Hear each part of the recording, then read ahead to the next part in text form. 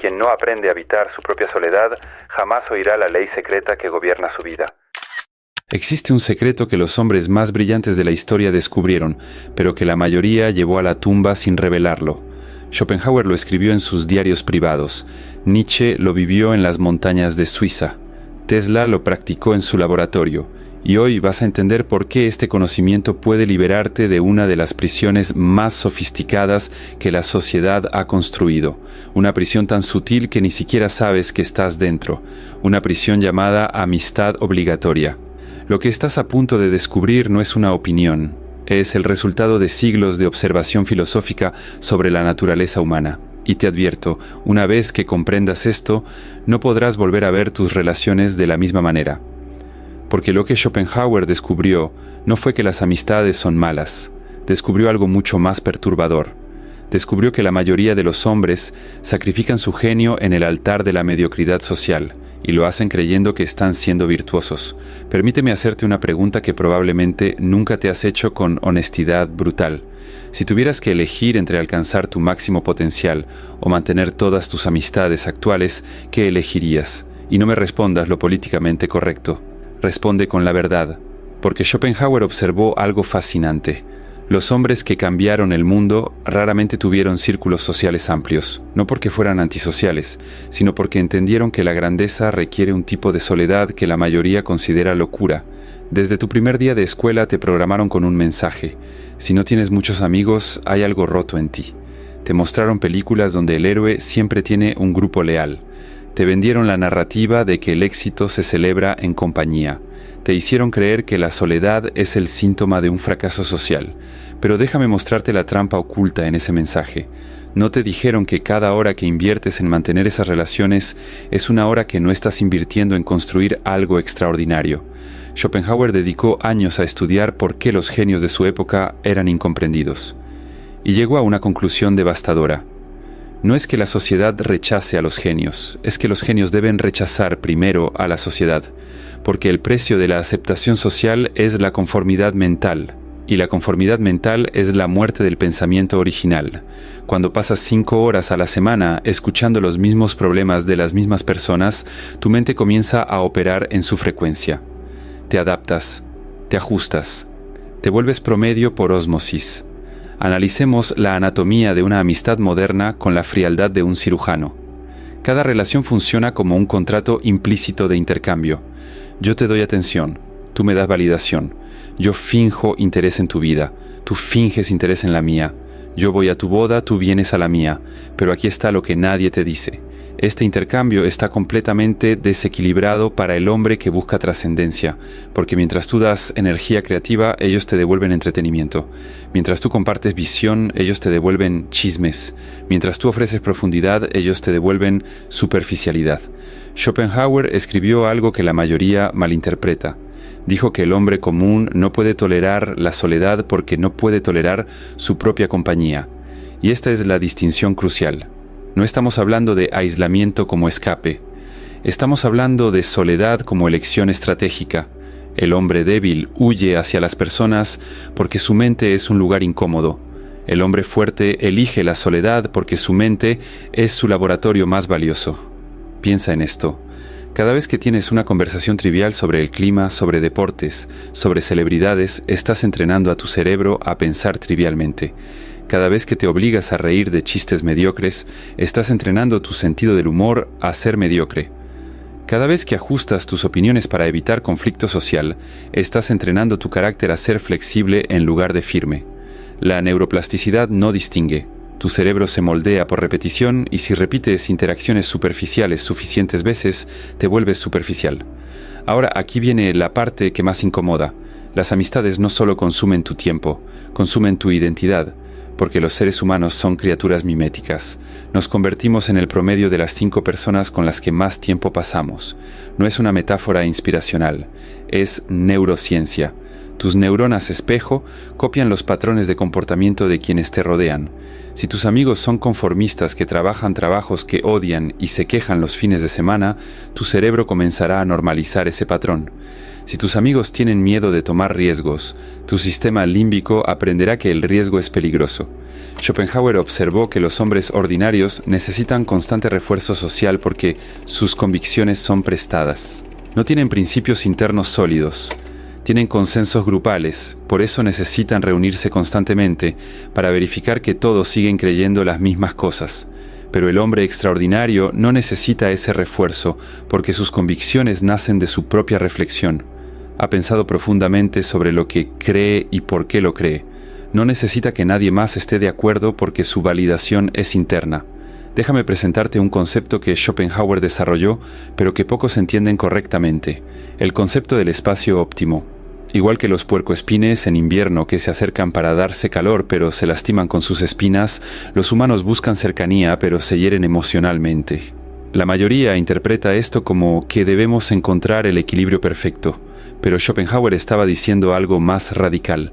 Estaba diciendo que quizás, solo quizás, algunos de nosotros no necesitamos ese calor externo en absoluto. Quizás algunos hombres están diseñados para generar su propio calor interno. La pregunta entonces se convierte en esta: ¿eres un puercoespín que necesita del grupo para sobrevivir el invierno? ¿O eres un lobo que tiene su propio pelaje? Porque si eres un lobo, cada minuto que pasas en la manada de puercoespines no solo es innecesario, es perjudicial. Te obliga a moverte a su velocidad. Te obliga a buscar calor que ya tienes. Te obliga a lastimarte con espinas que podrías evitar completamente. Analicemos ahora el fenómeno de la traición desde una perspectiva que raramente se discute. La traición no es una anomalía en las relaciones humanas, es una característica del sistema, porque cada amistad tiene un punto de quiebre económico, un punto donde mantener la relación cuesta más de lo que vale, y cuando llegas a ese punto, la mayoría de las personas no tienen la honestidad de terminar la amistad. En cambio, comienzan a extraer valor mientras minimizan su inversión. Te llaman solo cuando necesitan algo. Celebran tus fracasos más que tus éxitos. Hablan de ti a tus espaldas mientras te sonríen de frente. Schopenhauer no era cínico, era realista. Y el realismo nos dice que los seres humanos operan principalmente por interés propio. No porque seamos malvados, sino porque así funciona la evolución. Cada organismo busca maximizar su supervivencia y reproducción. Las amistades existen cuando hay beneficio mutuo. Pero cuando ese beneficio desaparece, la amistad se convierte en una cáscara vacía sostenida solo por inercia social. Y aquí está lo brutal. Si estás creciendo más rápido que tus amigos, inevitablemente llegarás a ese punto de quiebre. Tu crecimiento se convierte en su amenaza. Permíteme explicarte el mecanismo psicológico detrás de esto. Cuando alguien cercano a ti tiene éxito, tu cerebro hace una comparación automática. Si esa persona era similar a ti en circunstancias, su éxito implica que tú también podrías haberlo logrado, pero no lo hiciste. Esto crea disonancia cognitiva. Y el cerebro tiene dos formas de resolver esa disonancia. Opción 1, inspirarse y trabajar más duro. Opción 2, minimizar el logro de la otra persona para proteger el propio ego. La mayoría de las personas, consciente o inconscientemente, eligen la opción 2, no porque sean malas personas, sino porque es más fácil bajar al exitoso que elevarse uno mismo. Por eso, cuando empiezas a tener éxito real, observarás un patrón. Tus amigos comenzarán a hacer comentarios aparentemente inocentes. Te dirán que estás cambiando, que ya no eres el mismo, que te estás volviendo distante. Y tienen razón, estás cambiando. Pero lo que realmente les molesta no es el cambio en sí. Es que tu cambio expone su estancamiento. Tu evolución es un espejo que refleja su falta de ella. Y en lugar de mirar el espejo y decidir cambiar, prefieren romper el espejo. Ahora hablemos de un aspecto que pocos consideran: el costo de oportunidad de las amistades. Cada domingo que pasas en un asado es un domingo que no pasas desarrollando una habilidad. Cada viernes de tragos es un viernes que no pasas construyendo tu proyecto. Cada hora de conversación superficial es una hora que no pasas en conversación profunda contigo mismo. Y aquí está la matemática cruel. Si dedicas 10 horas semanales a mantener amistades mediocres, esos son 520 horas al año. 520 horas que podrías invertir en aprender un idioma, construir un negocio, escribir un libro, dominar un arte. Schopenhauer pasaba sus tardes caminando solo por Frankfurt, siempre a la misma hora, siempre la misma ruta. Los vecinos lo consideraban excéntrico, pero en esas caminatas solitarias procesaba ideas que cambiarían la filosofía occidental. En ese silencio escribió obras que siguen estudiándose 200 años después. Mientras sus contemporáneos gastaban energía en banquetes y reuniones sociales, él estaba construyendo un legado intelectual inmortal. La pregunta es, ¿qué estás construyendo tú con tu tiempo? Existe también el fenómeno de la dependencia emocional disfrazada de amistad. Muchos hombres mantienen amistades porque tienen miedo de procesar sus emociones solos. Necesitan contarle a alguien cada problema, cada decisión, cada pensamiento. Pero esto no es fortaleza, es debilidad disfrazada de vulnerabilidad. Porque cuando externalizas constantemente tu procesamiento emocional, nunca desarrollas la capacidad de regularte internamente. Te vuelves dependiente de la validación externa para sentirte estable. Y esa dependencia es una cadena invisible. El hombre que ha dominado la soledad no necesita llamar a nadie cuando tiene un problema. Se sienta consigo mismo, analiza la situación desde múltiples ángulos y llega a sus propias conclusiones, no porque sea arrogante, sino porque ha desarrollado la capacidad de ser su propio consejero más sabio. Ha pasado suficiente tiempo en diálogo interno que entiende sus propios patrones, sus sesgos, sus puntos ciegos. Conoce su mente mejor que nadie más podría conocerla. Ahora abordemos el elefante en la habitación. ¿Esto significa que debes cortar toda relación humana? No.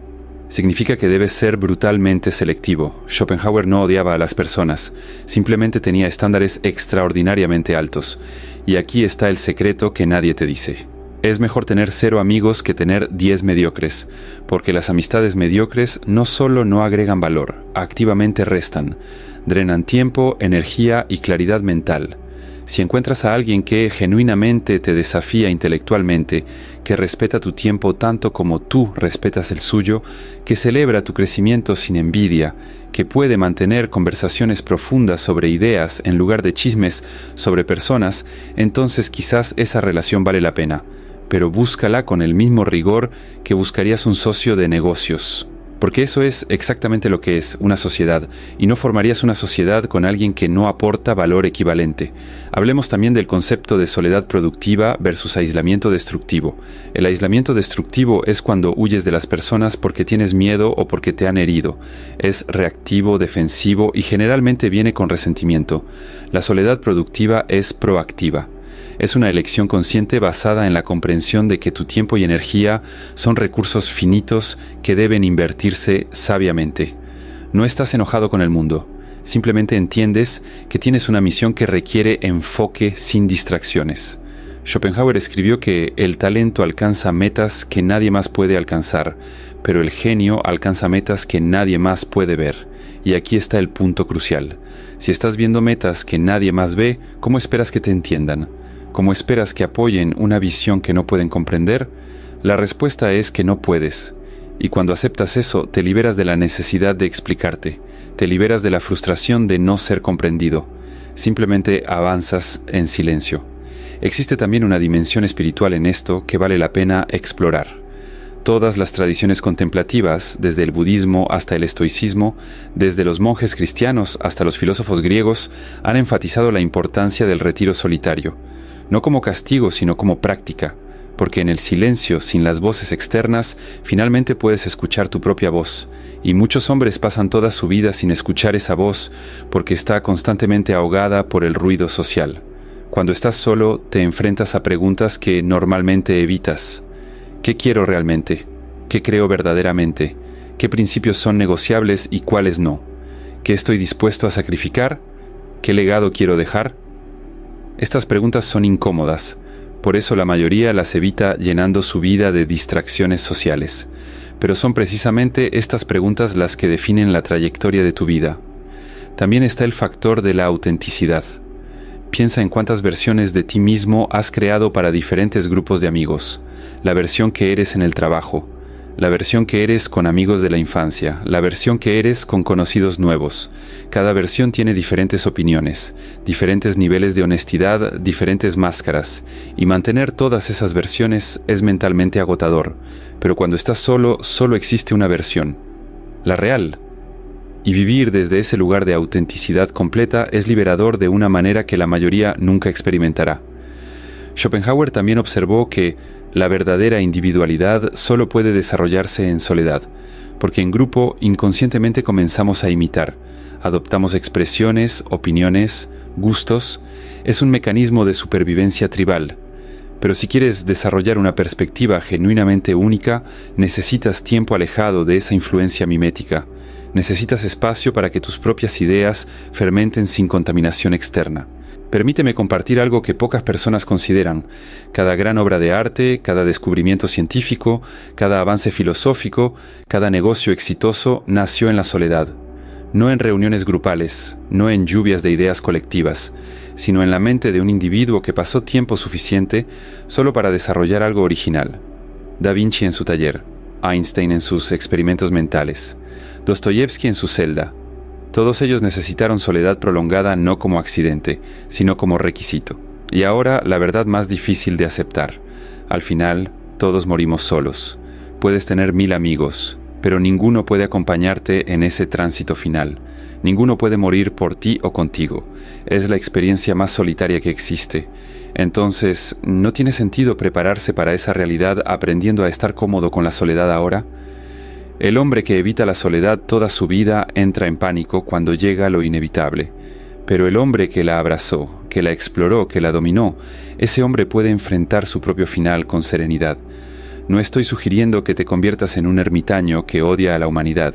Schopenhauer no odiaba a las personas, simplemente entendía sus limitaciones, entendía que esperar profundidad de la mayoría es como esperar que un pez vuele. No es culpa del pez, simplemente no está diseñado para eso.